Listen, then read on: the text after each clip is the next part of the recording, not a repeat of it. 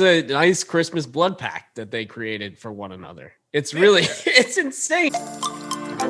At no point in your rambling, incoherent response were you even close to anything that could be considered a rational thought. I'm doing everything I can. And stop calling me Shirley. The center has to be at least 3 times bigger than this.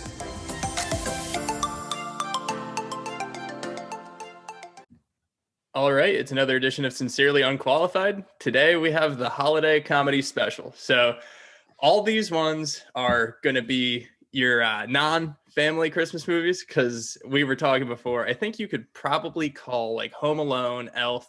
They're probably listed as comedy movies, but these ones aren't really too family friendly, with the young ones at least. No, definitely not. These are your more, older skewing comedy movies towards the holidays. They can be geared towards the holidays, but they definitely lean more into that comedy vibe. Whereas, the Home Alone is for the whole family to watch.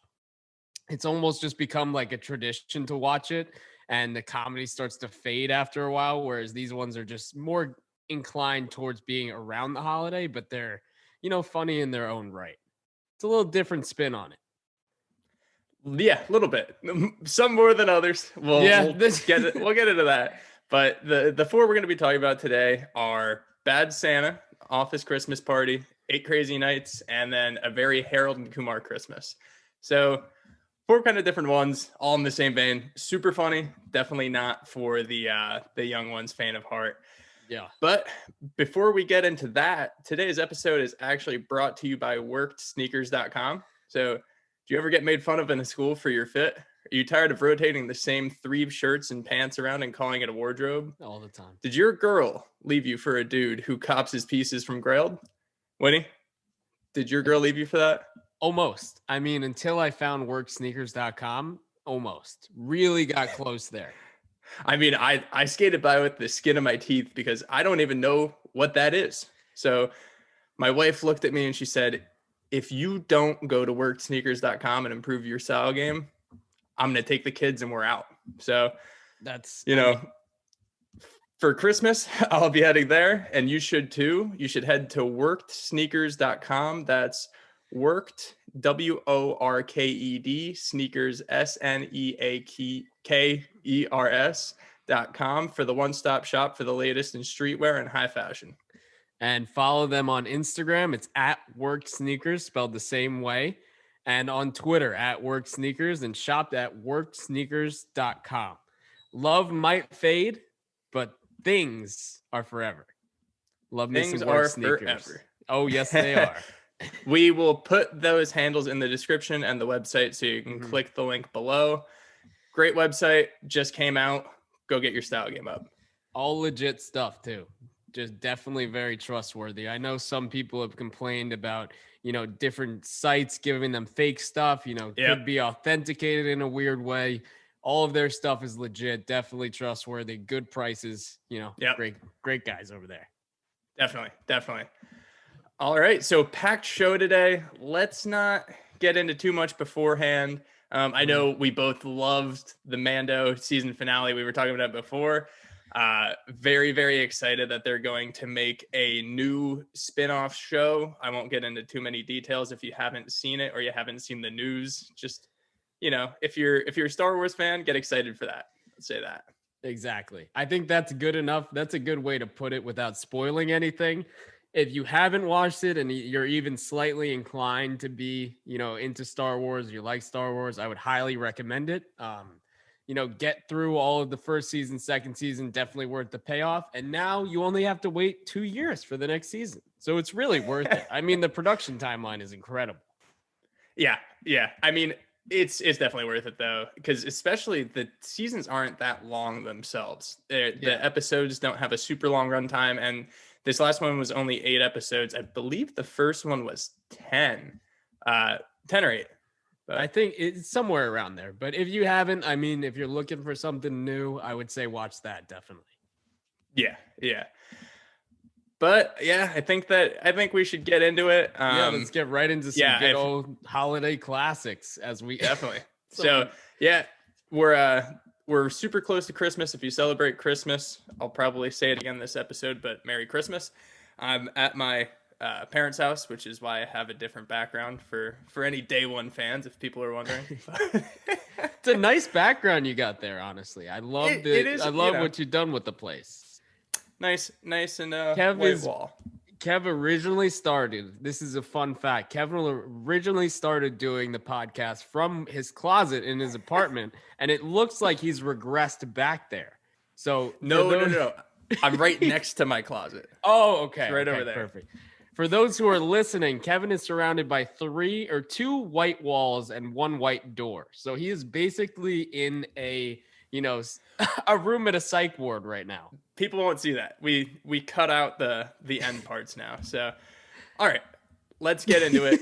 First movie up. So we're gonna do our basic insights. There's not much to break down with these movies, so we're gonna keep it nice and short, and then we're gonna do facts for each movie before we go into our favorite one and then our favorite character in general from all four of these movies. So starting out, let's do Bad Santa, a 2003 comedy starring Billy Bob Thornton, Tony Cox, Brett Kelly, Bernie Mac. Pretty star-studded, a lot of good actors and actresses. This one is definitely kind of a cult classic. It has a lot of eyes every year, I think, just because it is so different from regular Christmas movies. Yeah. So different. If you're looking for a classic Christmas movie and you're thinking, oh, Bad Santa, how bad could it be? You know, how it's a Christmas movie, it's a holiday movie. How far off the path could it go? It's completely off the path. It's the opposite direction. It's not even close to the same path.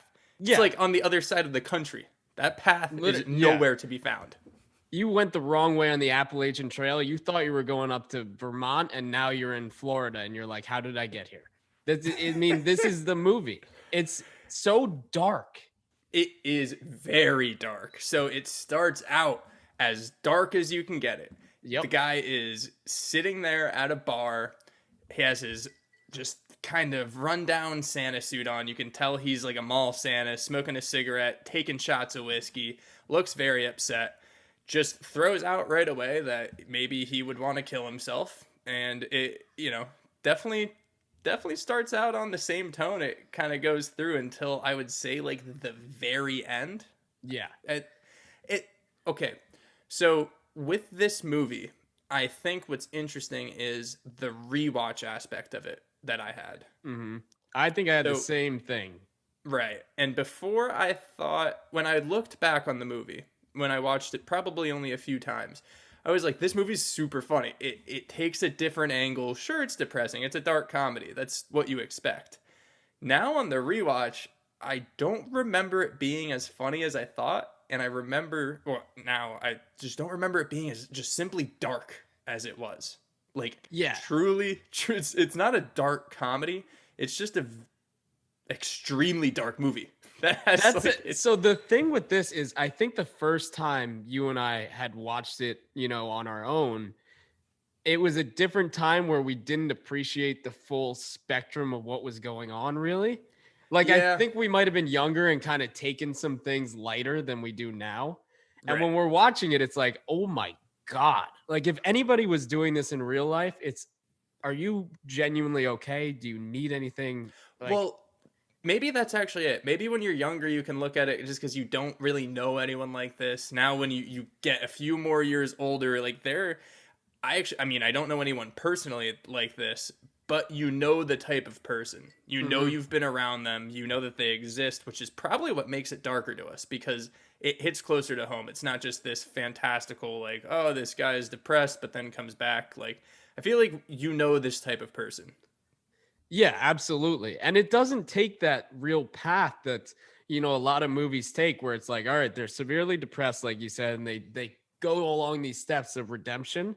It's just like they're severely depressed, and we see that for about an hour. And then it almost gets a little, I don't think it really ever gets truly better.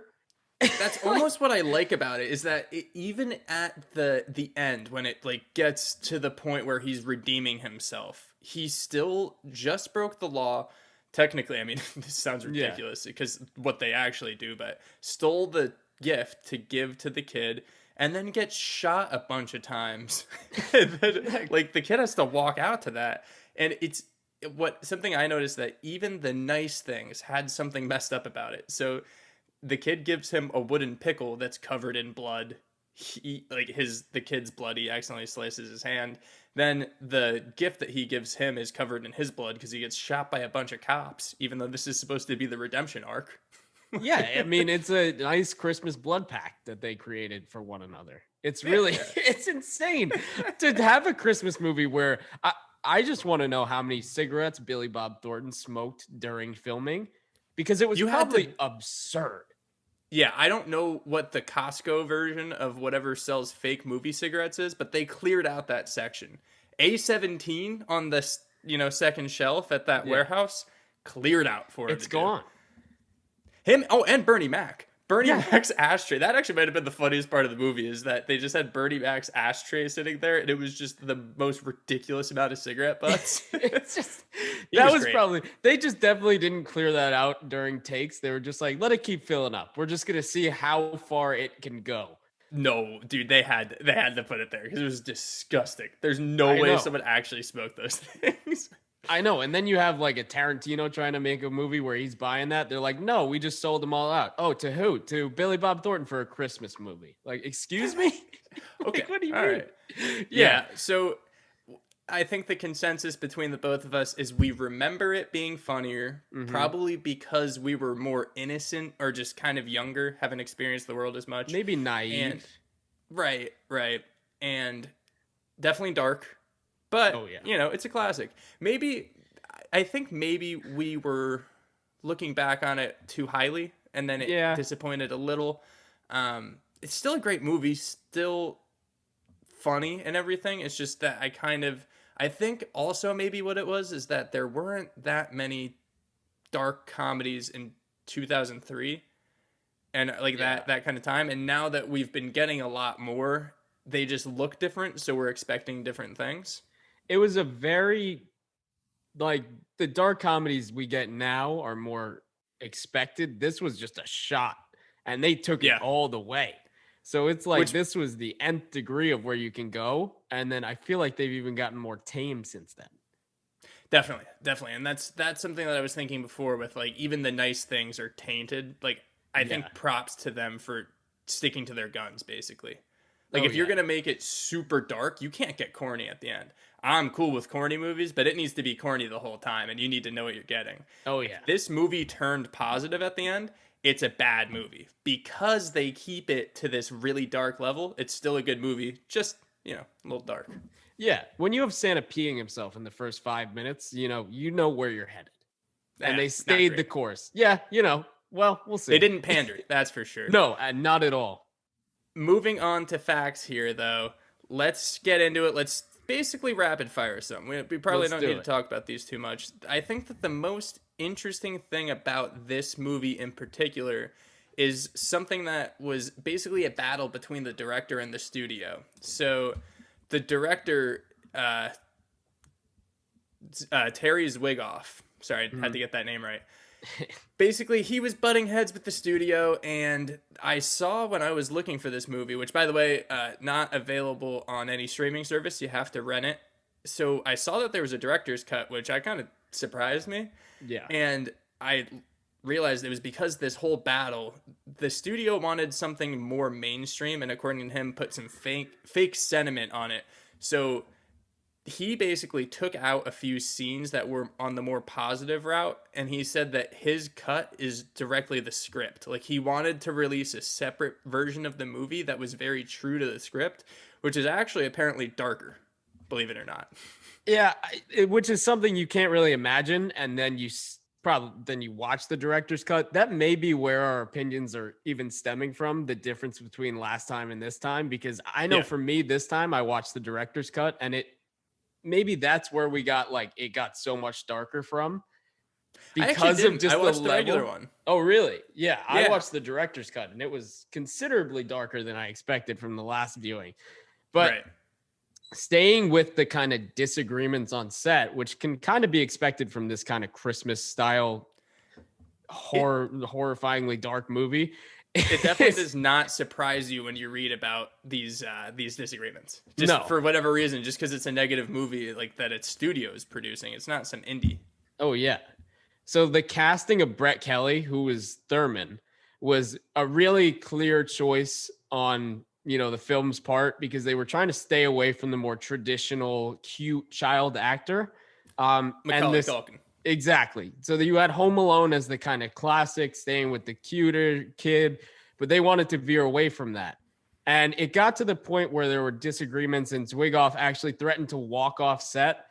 But the day was saved for this movie when Billy Bob Thornton kind of came in and he read with Kelly and basically said he was the best choice for the movie, which is why they stuck with him as Thurman, which was, I think, a great choice. Yeah. No, he played a very peculiar role, but Yeah, played it well. That's one way to put it. I think if you gave this role to a Macaulay Culkin style kid, the whole vibe of the movie is switched too, just because of his look definitely plays so much into it. Absolutely. And then number 2, so this is a really quick one. Yeah, give me one. Give me one here. Dobry Den. So in the Czech Republic, Dobrý den. it's a great. I mean, if you're ever in the Czech Republic, just say Dobrý den to everybody. It'll get you by. The title in the Czech Republic translated to Santa is a pervert, which is in this movie, it's true. I don't think that's a great way to get asses in seats, but it's one way to do it. Hey, maybe it worked in the Czech Republic. You never know. It could be the highest grossing country for this movie. Yeah. So, we keep talking about it. It's pretty jarring, this movie, pretty negative.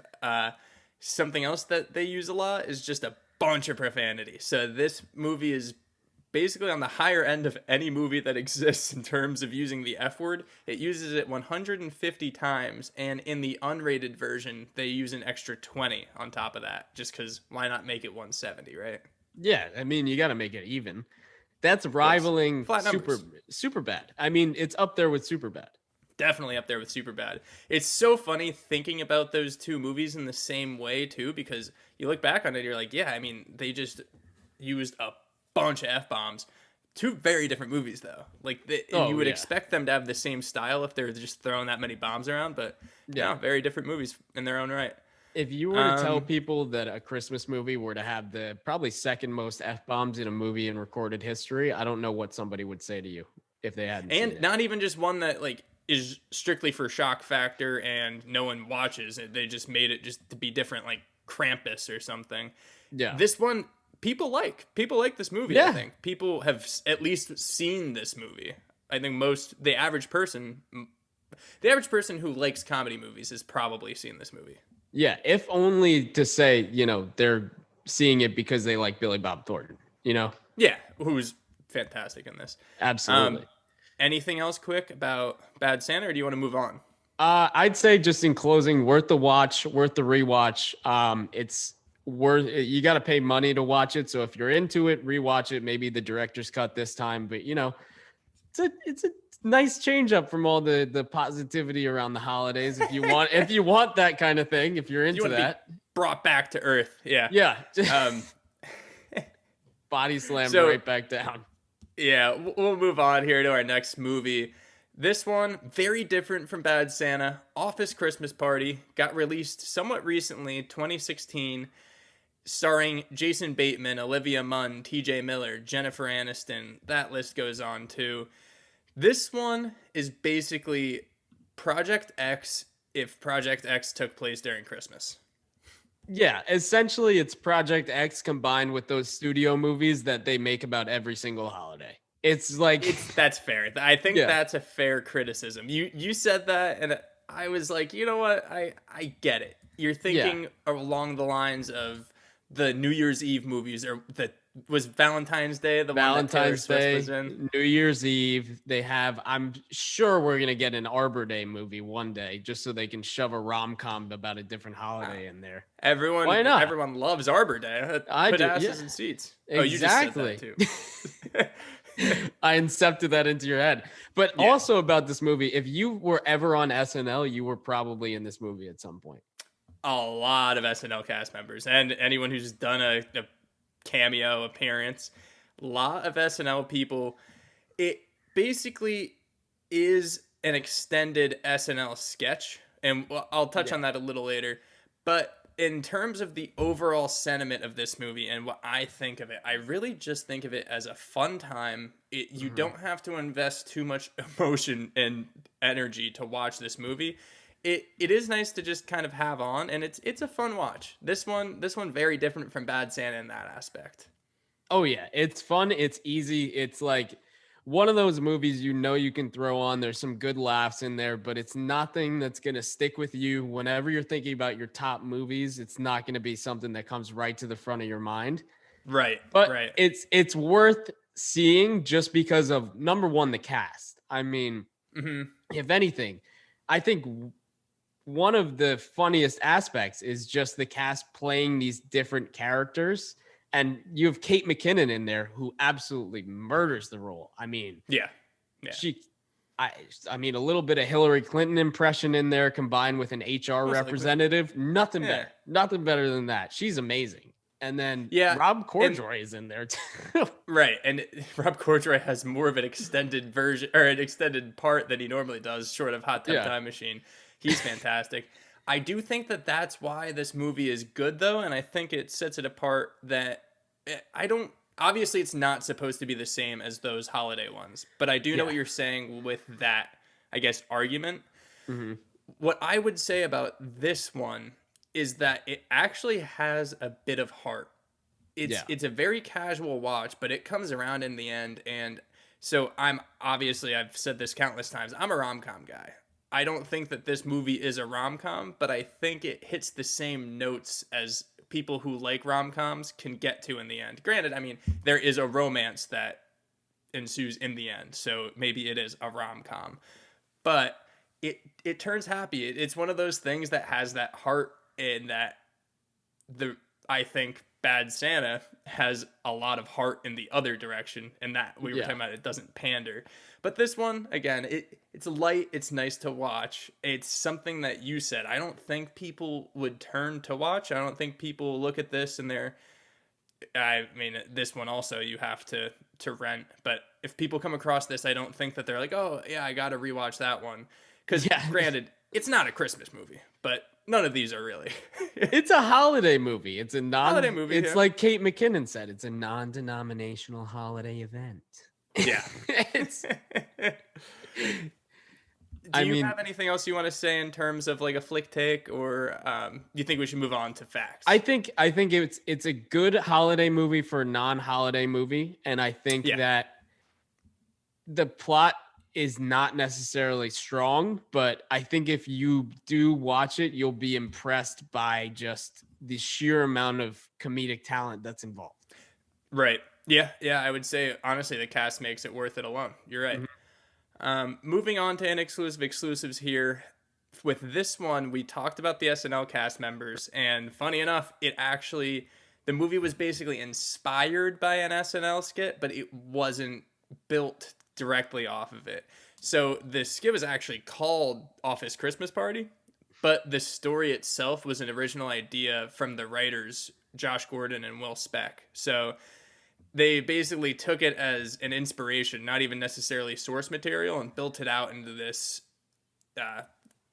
long thematic piece, I guess. Yeah. Which you can definitely see how that works. You know, there's great movies built off of these, sketches like 40-Year-Old Virgin and other movies that we've discussed in previous episodes. And then there's a movie like this that doesn't, get the necessarily TLC that it needed, but it also doesn't need that to do what it's here to do, which is be an easy watch comedy movie just throw on.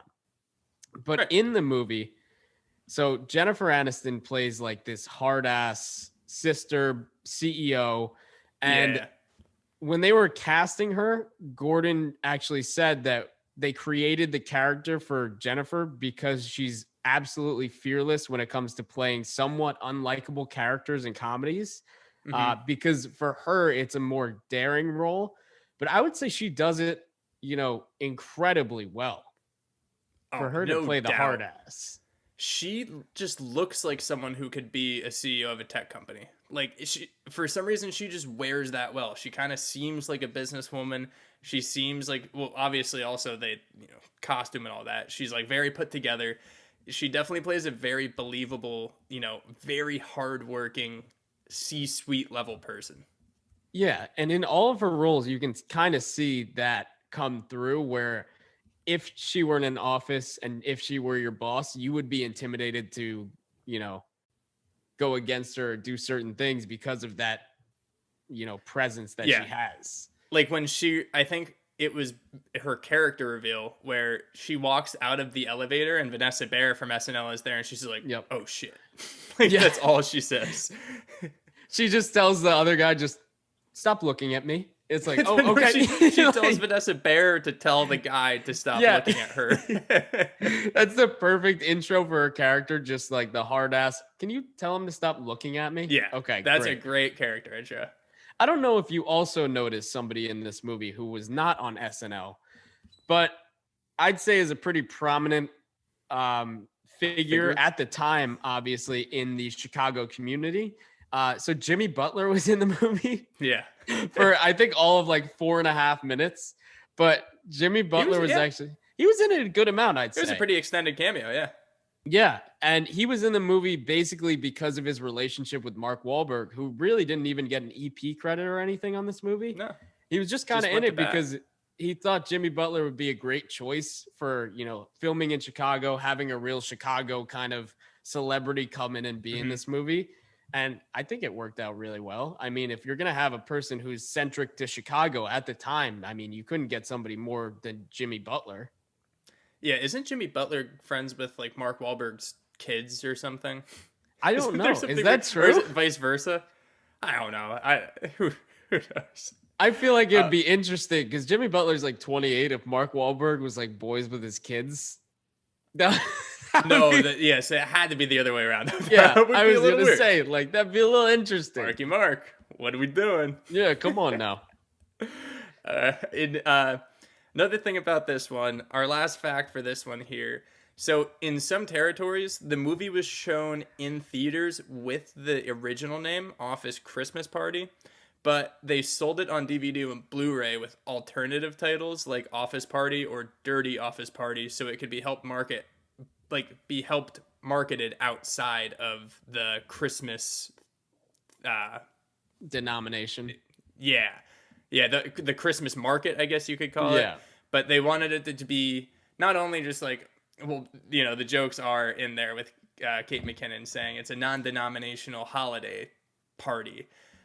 Not even just in terms of holiday parties, I think, and like Hanukkah and Kwanzaa. I think that they wanted it just to be a year-round watch because you really don't need to watch this around Christmas. I think No. with most of these, but If you were to, I mean, it fits the time because there's snow involved. So you can tell that it's centric to the holidays because obviously the party is based around the holidays. But you can, I guess, market this to be more about a holiday or a party in the office and all of the craziness that ensues when it gets out of hand. Yeah. Which, granted, obviously, when you have a party in the office, it's going to be the Yeah. holiday party, but still. Yeah, exactly. And I do think they did a good job of being like at first showing how awkward holiday parties at the office really can be. I mean, Yeah.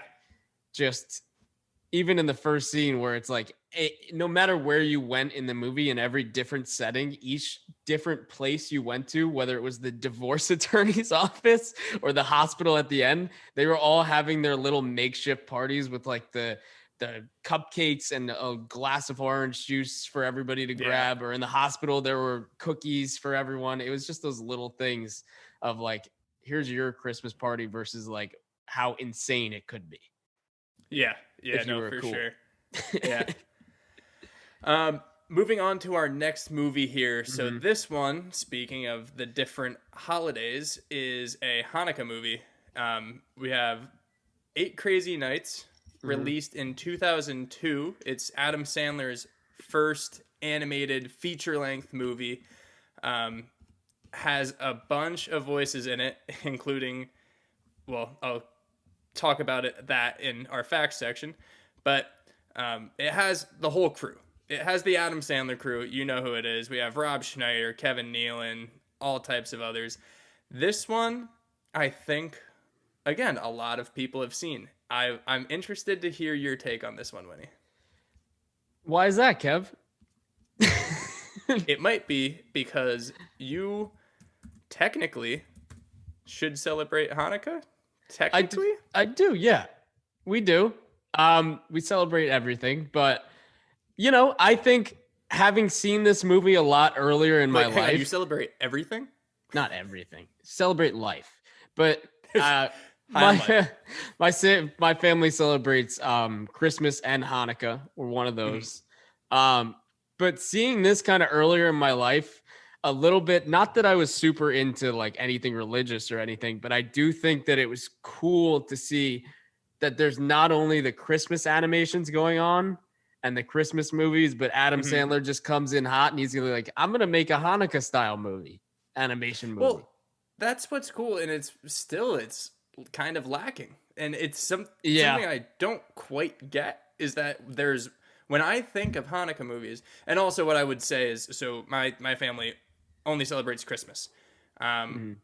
It's cool for everyone to see. It doesn't matter what you celebrate. It's a cool movie to see. Like, everyone wants representation. We want to see Hanukkah movies. And I think that there is maybe people think that you have to be more creative to not more creative, but I'm saying maybe that there's more of a hurdle because you can just shit out Hallmark movies and people will watch them. So why doesn't that same thing happen with Hanukkah? I don't know. I think it's number one because, there's some regard with Hanukkah not being the big holiday. And that's probably the easy. Yeah, and that's the easy answer, definitely. But I do like that it transitioned to being, more about, just Adam Sandler, whatever he did at the time. He was obviously big on SNL, had all of these movies, whether they were before or after. He's a big name. And for him to want to make something like this, I know he's been very outward, about being Jewish and being, very representative of the community and everything like that. So I think it was a great thing for people to see that, you can make this style movie, whether or not it gets a 12% on Rotten Tomatoes. It's still a fun watch. I think that's just ridiculous because maybe it had all this weight on its shoulders because it's like, and can you correct me if I am wrong by saying that? I feel like it kind of only is this. Like I'm racking my brain. No, you're pretty much right. And by like pretty the much night before, I mean technically maybe because Seth Rogen is also proudly Jewish and is like, I don't celebrate Christmas in that movie, but I think that for whatever reason we just made this market of only saying Christmas movies. And granted, I also think that there's not that much that's actually about Christmas itself in these Christmas movies. I think that if you really wanted to, you could sub it out and say Hanukkah, and it's the same exact thing. I think if you wanted to go into these movies and they ever said reference to Christmas or something, if you just put in Hanukkah, you're good. Same exact movie. So obviously, when I was talking about that, I didn't want to get into like the whole, Jewish people being a minority religion and in the country and all that stuff. Basically, I'm just saying is that it kind of just still surprises me. Well, we said it before. We'll say it again. It's about getting asses in seats, and what gets the best marketing in the entire world is like centered around Christmas and the holidays. Yeah. So it's just if you can get money by doing it, you're gonna keep doing it. And I like that Adam Sandler took a shot with it and it was great. And the one thing I do remember about watching this movie earlier in my life is like, I felt so bad for the old dude. Yeah. Like he was just the nicest person in the Whitey, entire right? world. Yeah. And his voice just plays into it too. So for like 10-year-old me, he's just making him upset. I'm like, how are you going to do that to that guy? He's so great. Such a Just- nice guy. Yeah. I know. And it just, that's where the sympathy comes from and everything. It's just like, all right, you got to, it hit on the heartstrings a little more than people expected it to, especially going into it with a rewatch and all that stuff. Yeah. But Yeah. No, yeah, I think that's another thing it did really well, and I think that's something that objectively we probably didn't see much out of animated comedies before that. And maybe that's why it wasn't received well. Now I feel like we can take an animated movie or animated show and it's pretty much interchangeable. Now that it's its own genre and it can have the same emotional weight. This one definitely does really well coming and hitting the emotional the heartstrings later in the movie. And also you sympathize for Whitey a bunch. I feel ridiculous saying that name, by the for way. Whitey. But something I actually really liked about this, and something Adam Sandler's so good at, so like obviously the Hanukkah song is referenced in this. Adam Sandler has his musical talents. I thought that these musical numbers in this movie were fantastic. I really enjoyed it. I thought it kept it light and moved the story along. You know, it's definitely Adam Sandler, like goofy singing, something like that with Whitey would sing, but I really liked them. I thought that they were good.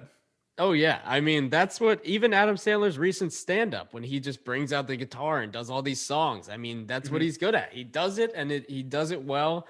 I mean, you can think what you want about the movie, but it definitely is good in its own ways. I don't think it's deserving of a 12%. I think That's a little ridiculous. A little bit much. Yeah. Especially when people say like Jewish people control the media and everything. I don't think that would be allowed to happen were that the case. I think that the rating would be at least a 37. Yeah, so this is proof right here. That's proof in itself. I mean, if you needed any other evidence, that's it. Well, maybe all the people that review the movies are failed directors and stuff, so It could be. You never know.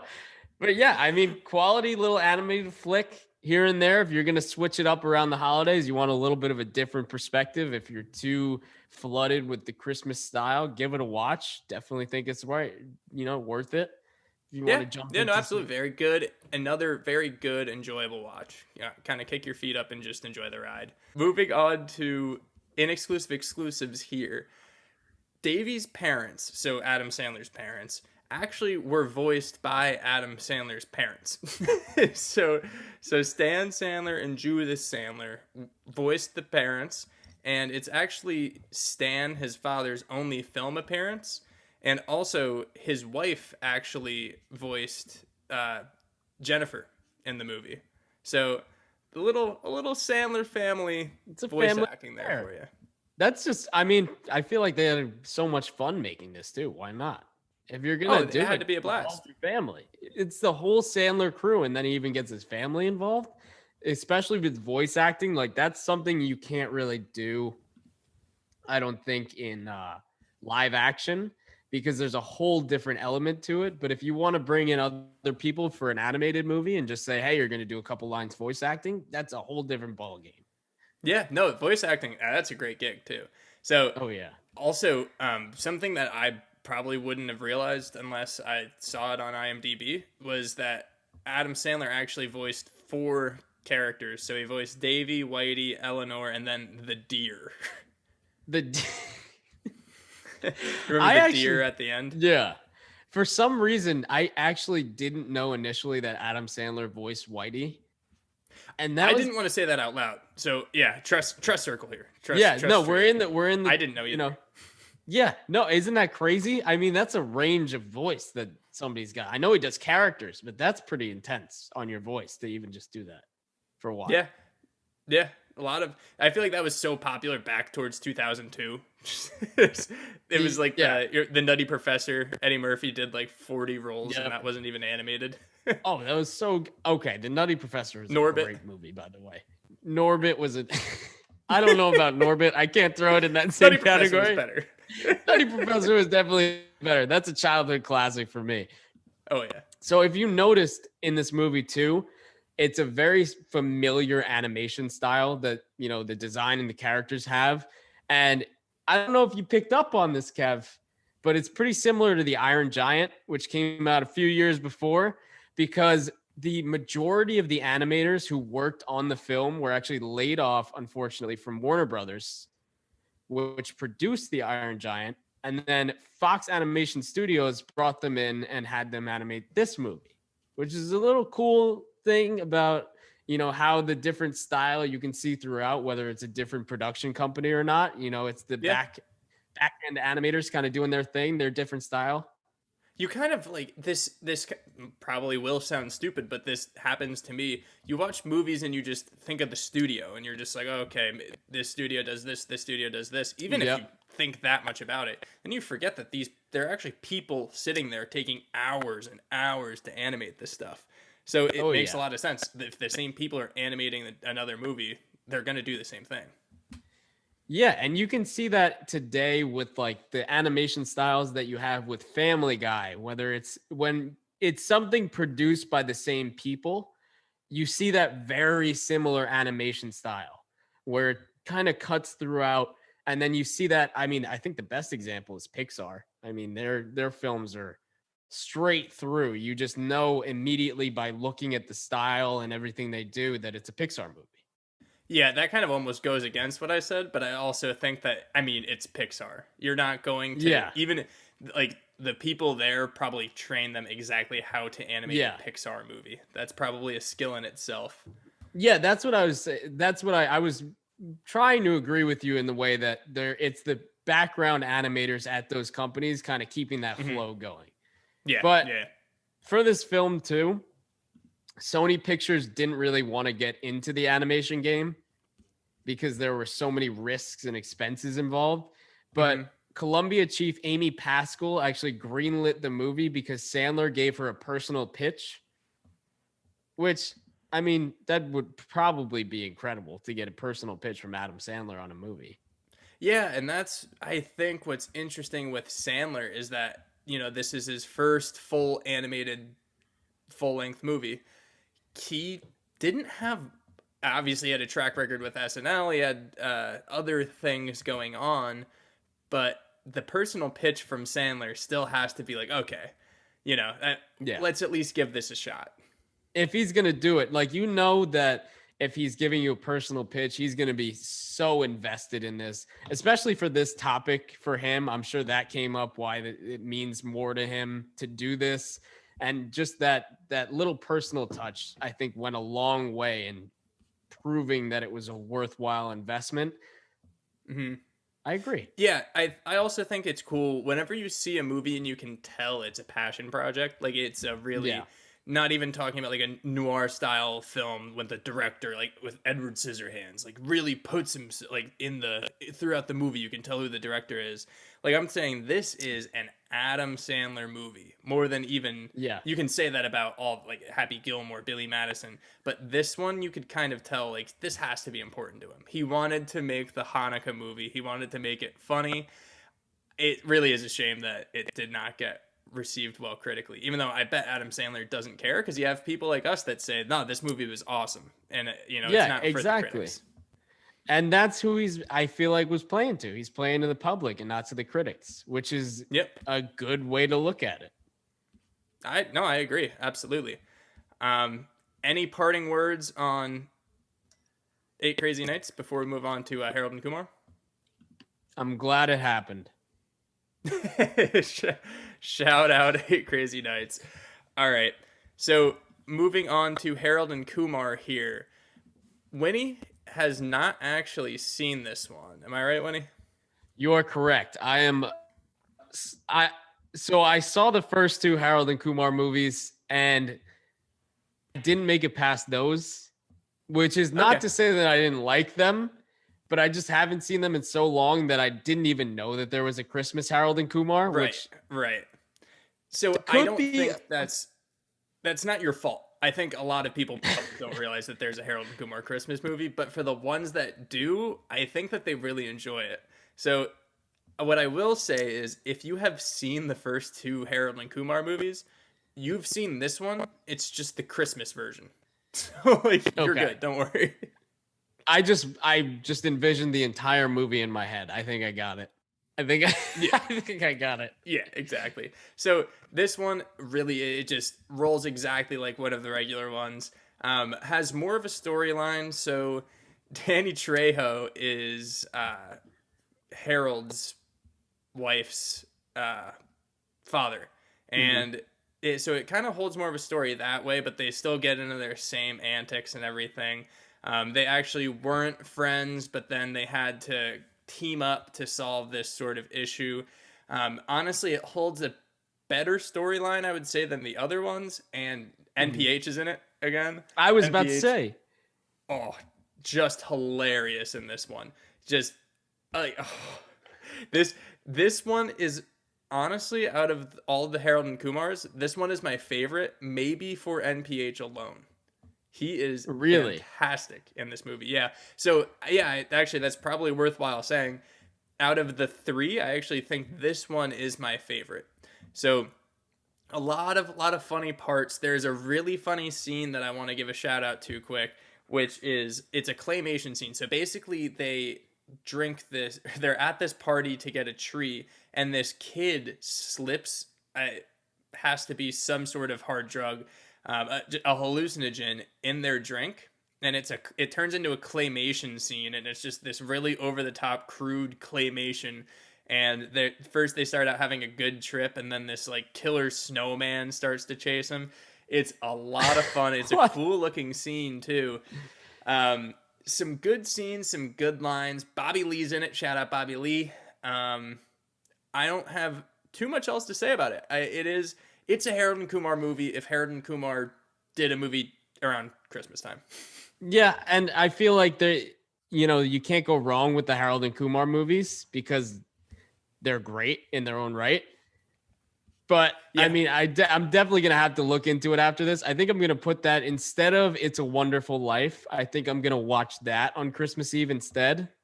And just see what your parents say. Yeah, just change up the whole vibe of the holiday. Yeah. Another one.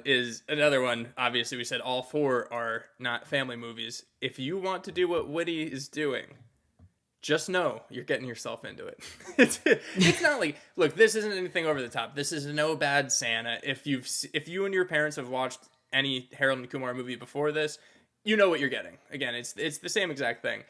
But what I would say is it is not It's a Wonderful Life. It's a little different than that? A little bit. You would say? It's about as different as Harold and Kumar Guantanamo Bay was. So look, they both have scenes, as you mentioned. One of them is something trying to kill them that's not really real. And then, It's a Wonderful Life. He has... And then the other one's an angel, see? He's an angel, yes? So they both have supernatural beings in them. So I think Christmas, supernatural beings, they're on the same plane. Yeah. They're very interchangeable. Only one has someone talking like this. Mary, we've got to clear the bank. About you. It's poison, Miss Potter. It's poison. Speaking of scenes that we like, that claymation scene obviously had a lot of special effects. Also, this movie, we talked about it in Old School, I think, and 40-Year-Old Virgin maybe. There are some things that really date movies, and this movie dates itself over and over and over again because it was made in 2011, and that was when everything needed to be in 3D. That was the top tech, and all these movies were going to try to make it in 3D. So there are literally, I think it's Bobby Lee actually, that there are things in the movie that are specifically designed to be watched in a theater in 3D. Like they put out thumbs, and it's supposed to be coming out of the screen, and they're like, honestly, there have to be 10 more things beyond that you're like, okay, I get that this was supposed to be 3D and this is supposed to be cool, but I'm watching this in 2D. It's the movie that I've seen with the most like obvious, hey, check this out, this is cool. Whoa. 3D. I'm so glad that is phased out. I gotta be honest. Yes. Like, remember when movies would come, if you would get a movie, either you would rent a movie and it wouldn't have the 3D glasses with it and you were screwed, or you would buy a movie and it had like 3 pairs of 3D glasses in it. And if you had 4 people there, you were also screwed and had to like trade off. It was bullshit. I'm just glad 3D, like the whole 3D phase is over, because it was just such a nuisance to have to wear those glasses in a movie theater. And yeah, no, they didn't look good either. No. It was just something to be like, oh, I'm 12 walking out of Yeah. this theater with these glasses. Now I'm happy about that. So the first fact that we have for Inexclusive exclusives here is that they actually used over 400 special effects throughout the movie, which were mainly 3D and then some CG effects too, with the claymation and obviously other stuff as well. It's a lot. That's a lot. That's definitely a lot. And it was, I'm telling you, probably 300 of it was 3D. That's like on par with a Tim Burton movie. Like that's up there. I haven't seen the numbers, but yeah, it wouldn't surprise me. That's Nightmare Before Christmas-esque, and most of the movie is real. Yeah. That, I mean, that's a lot of effects, but I'm sure if I watch it, it'll be great. It is. Except for the thumbs in the screen where you're just like, oh, cool, whoa. No, I literally think I think Bobby Lee says it's in 3D or something, and like, what? Yeah, okay. This is on my computer screen. 2020. That was quite a time. So, in the movie, one of the lies that Adrian tells Mary is that Kumar works at the White House, which I'm sure you're very aware of this scene. So, I'm sure you're not. We have Woody reading off facts that he doesn't even get. I mean, okay, this is a cool thing though. So Cal Penn, who plays Kumar, which I am aware of, had actually been working at the White House and took time off from that job to make this movie.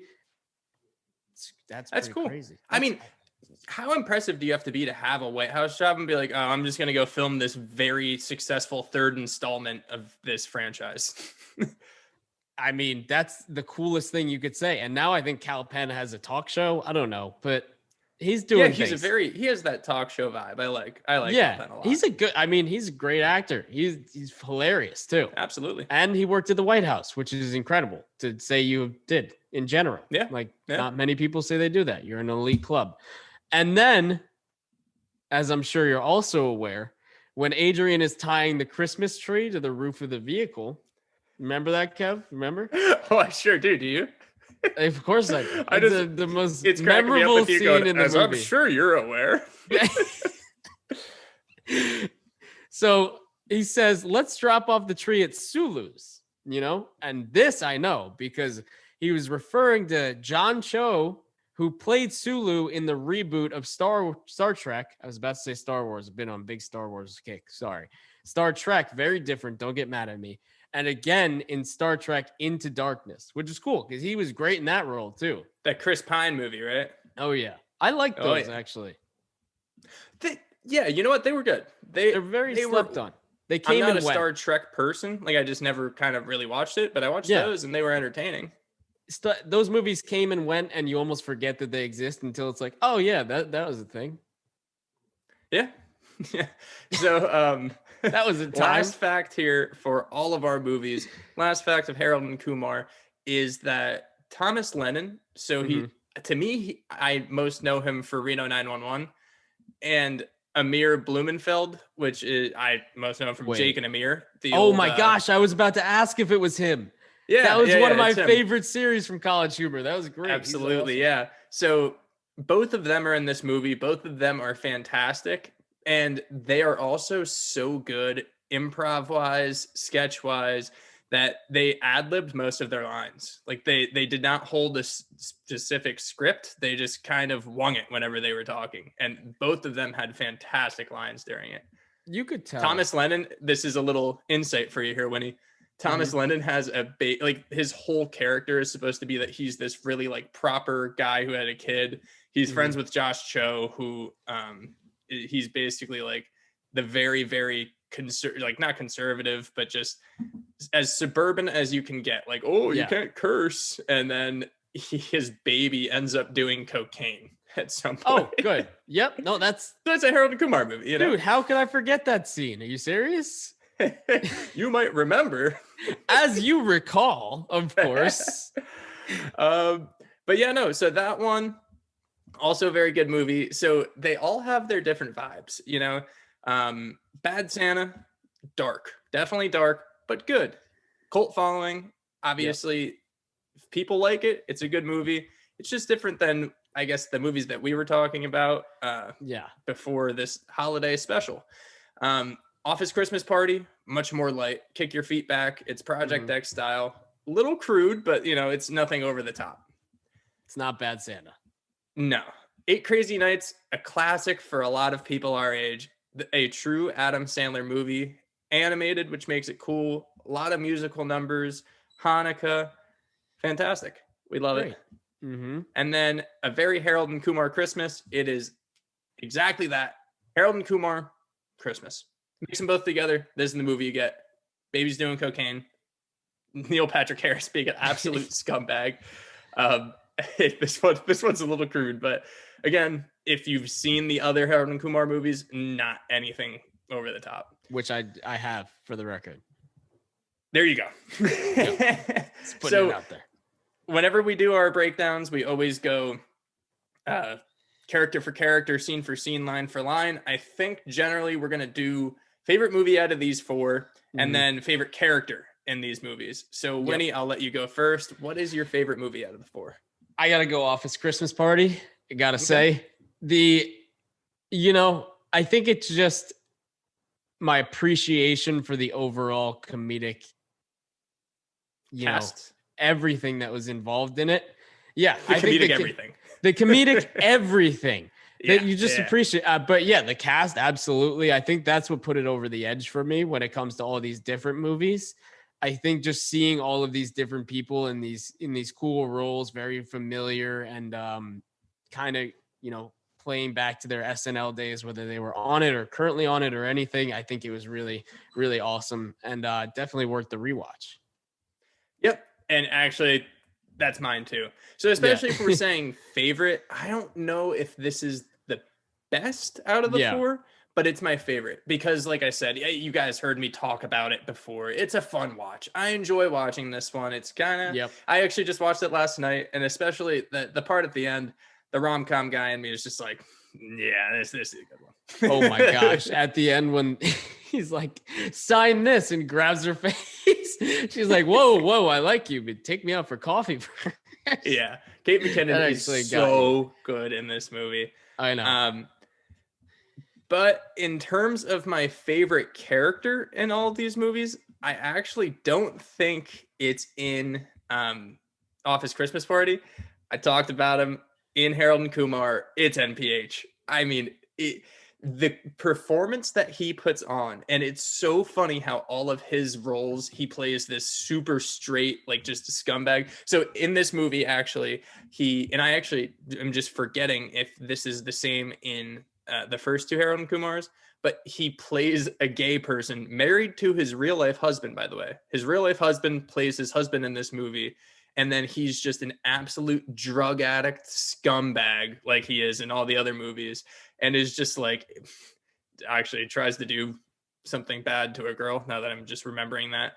But also it's NPH at his acting, not best because he's fantastic in everything. But this role for NPH is so funny, and it just works so well in with this whole Harold and Kumar vibe. Yeah, I think, if I were to see this movie, which I think I will, I would agree with you. I think I definitely agree from the past two movies, just him being, involved, and then his acting background. You can't get better than Neil Patrick Harris when he's on top of his game. There's nothing. I mean, he's insanely, I'd say, underrated comedically, and I think more appreciation needs to be thrown his way. I think that we might think that just because he's so versatile. Like, so he can do the Tonys, he can do like just this crazy musical number. He can act in any sort of capacity. So like, I think everyone, if you would ask, like, do you think Neil Patrick Harris is a funny actor? Is he good in comedies? People would say yes, but he's not only just doing comedies. He's doing everything. He does whatever he wants, honestly. He's fantastic. And everyone's like, you are absolutely doing whatever you want. My favorite character in Office Christmas Party, which is a tough one because there's so many great, it was between this character and Kate McKinnon, because Yeah. Kate McKinnon, I think everything she said, I was just laughing at. Kate But McKinnon gets an honorable mention from both of us. We Absolutely. already mentioned her so many times throughout the episode. Nothing to add there. yeah, But I think mine is TJ Miller because okay, yeah. at the time of this movie, he was on a hot streak, gotta say. Don't want to go into anything, that's happened since then, but him Sure. in this movie, he's the perfect like goofball kind of boss who's just doing the right thing. And he has so many lines that I think are either improv or it's just his delivery that are perfect. And they get me every single time, whether it was him in this or Silicon Valley or anything. It was just, the delivery, even in Deadpool, he's just striking. Oh, yeah. Just- he's good at Deadpool. Yeah, I think that's another thing with this movie is that another thing that adds a lot of heart to this movie is because TJ Miller really plays this lovable idiot well, that the only thing he cares about is this company because his dad just recently died. Like these are his people. He doesn't really have anyone else. So he wants to make this company as great as it can be and just be friends with everyone. So it adds a really interesting dynamic to this movie that I think makes it my favorite movie. I think you're right with picking TJ Miller. I absolutely agree. I think it's a good pick, and I think that is what makes the movie. I think TJ Miller really does. And then obviously Jason Bateman is just fantastic. And He's Olivia so Munn's good. fantastic. Yep. His cast is insane. I know. And you look at it now and you're like, how could this movie possibly be bad? And it's not bad in any way, shape, or form. It's just The question not. if that's the script then. That's what I'm thinking. And that's what we talked about before, where it's transitioning these skits into larger projects. They can go flat. And you have this stellar cast who brings it up. If you had a mediocre cast, this movie wouldn't get talked about at all. If you had. Yeah. Oh, no. I mean, there's no doubt about that. I mean, the reason that this movie works is because this cast. And you know what I actually just looked at was the runtime. It's an hour 45 minutes. So sometimes I think with these movies, they can just benefit from shortening it up a little. I always think like hour and a half for comedies in and out. Hour 45, I don't think is anything ridiculous. And it definitely doesn't feel long, but I was wondering if maybe if they went over the 2-hour mark unnecessarily. So I think it's a sweet spot. Fantastic movie. I think it also is I would say it's underrated because I think it's not, I don't think everyone in the general public has seen this and they regard it as a great movie. I think comedy fans would really like this. So I think so. If you're listening to this podcast, I assume that you're a comedy fan because we don't touch on any other movies. Yeah. I think that it's fair to say that if you enjoyed the movies that we previously talked about, you would generally like this movie. Yes, absolutely. And everyone has their own comedic preferences. So people might find Bad Santa a lot funnier than we did. Again, I definitely thought I found it funny. And maybe I was just like, Bad Santa is the Christmas comedy. It is the one that we need to talk about. And then maybe I just like set myself up to get let down.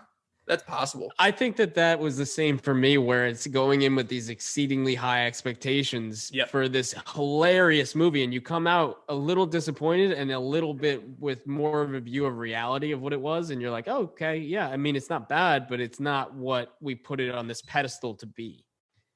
Yeah. And I think that these movies in particular, you need, and maybe not Bad Santa, because we know what Bad Santa is. Everyone knows what Bad Santa is. But like Office Christmas Party too, that might be one that if you go in with lower expectations, you'll enjoy a lot more. Like, I think maybe the first time I watched it, I was pleasantly surprised. And that means everything watching some of these types of movies. Oh, yeah. If you go in with expectations to anything, it's going to, it could turn out poorly, especially with a movie like Office Christmas Party. Go in with nothing. Don't expect anything. And you'll be glad you watched it. Absolutely. Yeah. No, couldn't agree more. So, I think that about does it. Any last words for the people? Happy holidays to everybody, whether you choose to watch 8 Crazy Nights or Bad Santa or, whatever you want to watch. If you you could watch The Grudge for all we care. I mean, watch what you please, but enjoy the holidays. Hope everybody has a nice time, this Christmas and New Year's and everything in between, and we'll be back. Yeah. And if you want to give us a Christmas gift, send us some feedback. Let us know what you think. Please follow us on social media. Tell your friends about it. That actually that's the best Christmas present you could do, is help us spread the word, because that's how these things really grow, and we want to grow. So happy Hanukkah if you celebrated it. Merry Christmas coming up. Happy Kwanzaa coming up if you celebrate it, all that stuff. Happy holidays. Have a great one, everyone. Until then, I'm Kevin. I'm Winnie. We'll see you at the next episode. Dobry den.